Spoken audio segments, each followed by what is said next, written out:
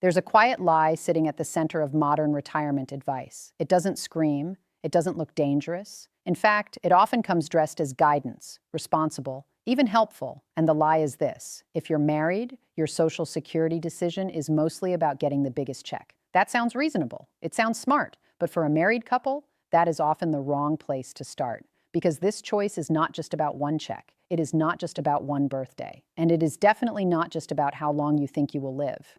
The real question isn't how do I get the most from Social Security? It's how do we create the most security for both of us, especially when one of us is eventually alone. That is the part people quietly miss. And when they miss it, the cost can follow them for decades. Think of your retirement like a house. The foundation is not the part people admire. Nobody walks into a home and says, "Wow, what a beautiful foundation." But if that foundation is weak, everything above it feels shaky. Your guaranteed income works the same way. Your Social Security, your pension if you have one, maybe an annuity for some people, that is the concrete under your feet. Your savings are important too, very important. But savings sit on top of the foundation. They are not the same as the foundation itself, and too many couples build the furniture before they secure the floor. Let that sink in. A married Social Security decision is not a small optimization. It is one of the biggest income floor choices you will ever make. And if you make it based only on what feels good this year, you may quietly reduce the protection your spouse will depend on later. Let me just say, if this content resonates with you, the subscribe button is right there. I never waste my viewers' time. Now listen, most people are taught to chase the big number, $1 million, maybe 1.5. Maybe 2 million if the internet has gotten into their head. But retirement isn't about how much you've accumulated. It's about whether your income can support your life. That matters even more in marriage, because married retirement planning is not one life. It is 2 timelines, 2 health stories, 2 Social Security records, 2 sets of habits, and 1 shared household. Then one day, for almost every couple, it becomes one person managing the same world with less income. That is where this gets bigger than most people think.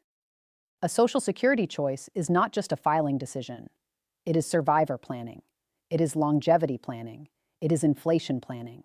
It is stress planning. It is the question of whether the surviving spouse gets to breathe a little easier or spend years making smaller and smaller choices.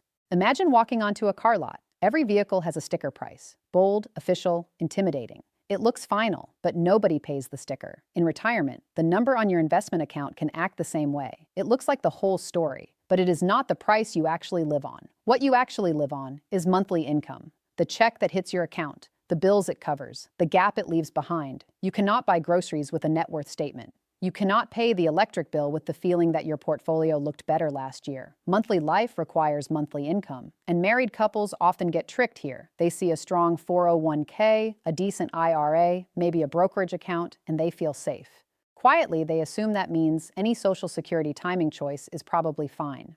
But when the market drops early in retirement, that assumption can erode fast. Think of sequence of returns, risk, like stepping onto a moving walkway just as it starts going backward. You are still walking. You are still doing what you are supposed to do, but the ground beneath you is silently pushing against you. That is what happens when bad market years hit right when withdrawals begin. If your income floor is strong, you can handle that better. If your income floor is weak, you may be forced to sell investments when prices are down. That is why for married couples, delaying the higher earner's Social Security can matter so much. It can strengthen the floor under both people, not just one.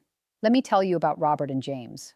Robert is 67. He spent most of his life as a maintenance supervisor for a school district. He and his wife, Diane, live in a modest paid-off house outside Columbus. They have about $240,000 saved, and Robert also has a small pension. James is 65. He worked in regional sales management. He and his wife, Laura, live in a nice suburban home with a mortgage they are still paying. Their retirement accounts add up to about $980,000. On paper, James looks like the winner. Most people would trade places with him in 2 seconds. But here's what their real lives look like. Robert knows his pension will cover part of the basics. He also knows his Social Security benefit gets stronger if he waits a little longer. Diane has a smaller benefit on her own record, so they are making their decision around the income that would still be there if Robert dies first. James, on the other hand, cannot stop looking at the size of his account. He checks it constantly. He talks about wanting to claim at 62 because he does not trust the system. He tells himself he can just use his investments to fill the gap. But what he is really doing is trading lifetime protection for early comfort. And that trade does not just affect him. If James claims early, his benefit is permanently reduced. If he is the higher earner, that lower amount can also mean a lower survivor benefit for Laura later. One decision today can quietly shape her income for the rest of her life. That is why this is bigger than it looks. Here's a question.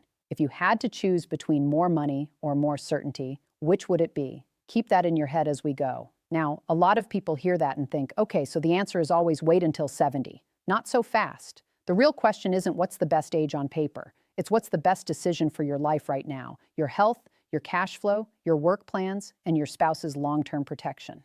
But there is one pattern that shows up again and again. When one spouse earned much more than the other, delaying the higher earner's benefit can do more than increase one check. It can increase the amount that survives with the surviving spouse. That is not a small detail. That can be the difference between stability and strain. Think of Social Security like a safety net, one you paid into your whole life, one that is designed to catch you when you need it most. If you are married, that net is stretched under two people. And later, after loss, it may become the main net under one person alone. That is why I want you to hear this clearly. The lower of the two Social Security checks usually disappears when one spouse dies. The higher of the two is generally the one the survivor keeps. So if the higher earner locks in a smaller check early, that smaller amount may become the surviving spouse's income anchor later.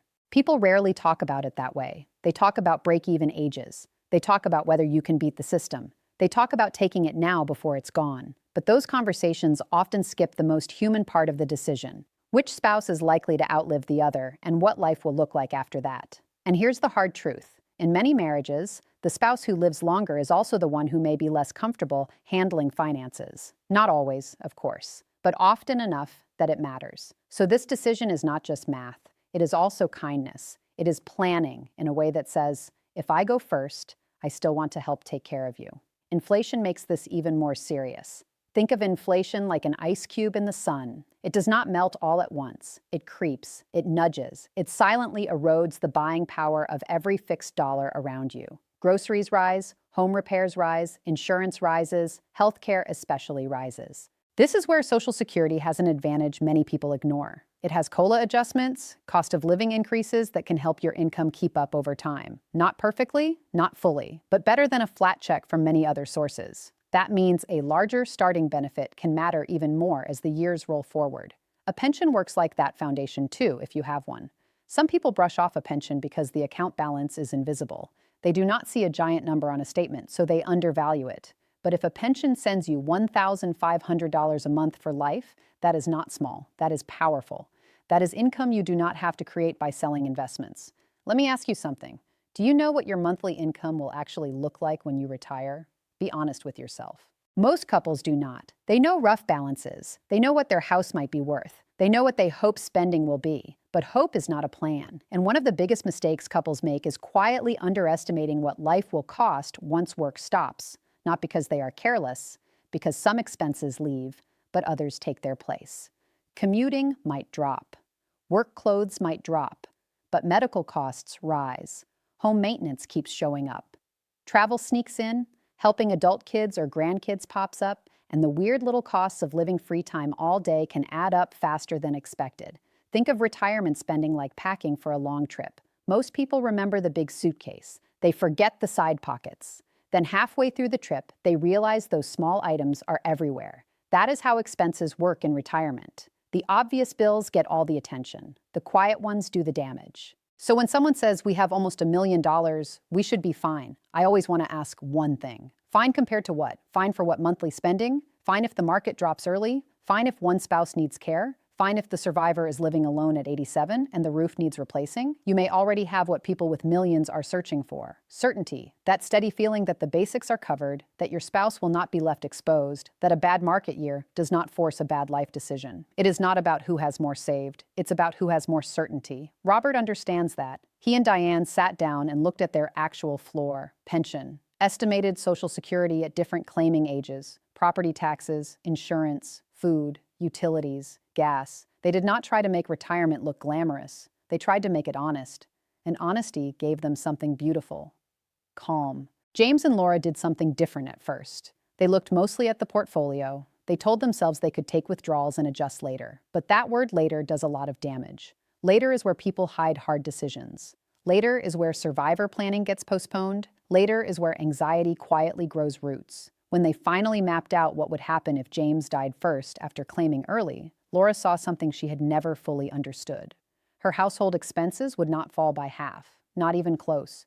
She would still need housing, utilities, insurance, food, maintenance, and likely more paid help. But one Social Security check would disappear. That is the widow's penalty, in plain English. Income often drops more than expenses do. And if the higher check was claimed too early, the survivor may live with that smaller number for the rest of her life. That is why married couples cannot treat Social Security like an individual game. Here's a question for the married folks. Have you and your spouse ever actually talked about what happens if one of you is gone? Not in a cold way, not in a dramatic way, just honestly. Who gets what income? Which check remains? What bills continue? Whether the house is still affordable? Whether one spouse would feel trapped, staying in a home that no longer fits the budget? Those are loving conversations, even if they feel heavy at first. And here is another quiet truth. Many people fear delaying Social Security because they think they are giving something up. They imagine water sitting in a pipe, and if they do not turn the faucet on at 62, it is somehow being wasted. I understand that feeling, but that image only tells half the story. Yes, if you wait, you collect fewer checks. That part is real, but each check can be larger, and for the higher earner in a marriage, that larger amount can continue protecting the surviving spouse. So the real question isn't how soon can we start the faucet. It's how strong do we need the flow to be for the life we may actually live. Now, none of this means everyone should delay. If you have poor health, no other cash flow, unstable work, or serious debt pressure, claiming earlier can make sense. Sometimes the best decision is the one that protects today's reality. But it should be a conscious choice, not a reflex, not a fear response, not something you do just because 62 is there. Quick question for you. If your retirement income was completely guaranteed for life, would you feel different right now? Most people would, and that tells you something important. Deep down, what many couples crave is not the biggest pile. It is the strongest floor, the feeling that the lights stay on, the groceries get bought, and the surviving spouse does not have to become an accidental stock market expert at age 81. This is also where real data and perceived data start fighting each other. Perceived data says, I know people with 7 figures, so that must be the target. Perceived data says, if I do not have that, I must be behind. But real life tells a more honest story. Many retirees with modest savings are stable because their income floor is solid. And many retirees with large balances still feel nervous because so much depends on markets, withdrawal rates, and timing. Numbers matter, but how you feel about those numbers matters just as much. If your whole plan depends on the market behaving nicely for the first 10 years, that is not nothing. That is risk. Think of it like driving in heavy rain. A fancy car is nice, but what you really want is traction. You want the tires that hold the road when conditions get ugly. In retirement, guaranteed income is traction. It does not remove every problem, but it gives you grip when the road turns slick. So what should you actually do with all this? Start by finding out which spouse has the higher projected Social Security benefit at 62, full retirement age, and 70. Not guesses, real numbers. You can get estimates and compare them side by side, because until you see those numbers, you are making an emotional decision in the dark. Then look at the survivor picture. If the higher earner dies first, what amount is the surviving spouse likely to keep? Build your thinking around that, not because you are being negative, because you are being protective. It is not pessimism, it's realism. And in this case, realism isn't negative, it's empowering. Next, look at your income floor separate from your savings. Keep them mentally in 2 piles. Pile 1 is guaranteed monthly income. Pile 2 is savings and investments. When couples mix those together, they often feel either richer than they are or more scared than they need to be. 2 piles create clarity. After that, pressure test your spending. Do not use your best month. Do not use the month where nothing broke and nobody got sick and the car behaved perfectly. Use a realistic month. Better yet, use a realistic year. Add taxes, add health costs, add home repairs, add the annoying little stuff that quietly keeps showing up. I want to know, have you ever compared your retirement plan to someone else's and felt behind? That feeling isn't always accurate. Finally, talk through the what-if moments as a couple. What if one of you stops working sooner than planned? What if the market drops 20% right after retirement? What if one of you needs more care? What if one of you lives a lot longer than expected? Good planning is not predicting the future. It is preparing for enough versions of it. And if you have a pension, give it the respect it deserves. Do not ignore it because it does not come with a flashy account balance. Monthly income is monthly income. A pension can quietly do the work that hundreds of thousands of dollars in savings would otherwise have to do. That matters a lot. The same goes for a paid-off house. It does not produce income directly, but it can lower the amount of income you need. Robert and Diane understood that. James and Laura had to learn it. Your balance sheet matters, yes, but your monthly life matters more. That is where retirement is either peaceful or stressful. So if you're married, this Social Security choice is bigger than you think because it is not just your choice. It is a household decision. It is a survivor decision. It is a quality of life decision. It reaches into your 70s, your 80s, and maybe beyond. It reaches into the life of the person who may someday be sitting alone at the kitchen table. And that is why I want you to stop asking the lazy question. Stop asking, should I take Social Security as early as possible or wait as long as possible? The real question isn't which age wins in theory. It's which choice gives your marriage the strongest combination of income, flexibility, and protection over time. Think about this. There are people with millions of dollars who don't feel secure, and there are people with modest savings who sleep soundly every night. The difference isn't the number. The difference is understanding.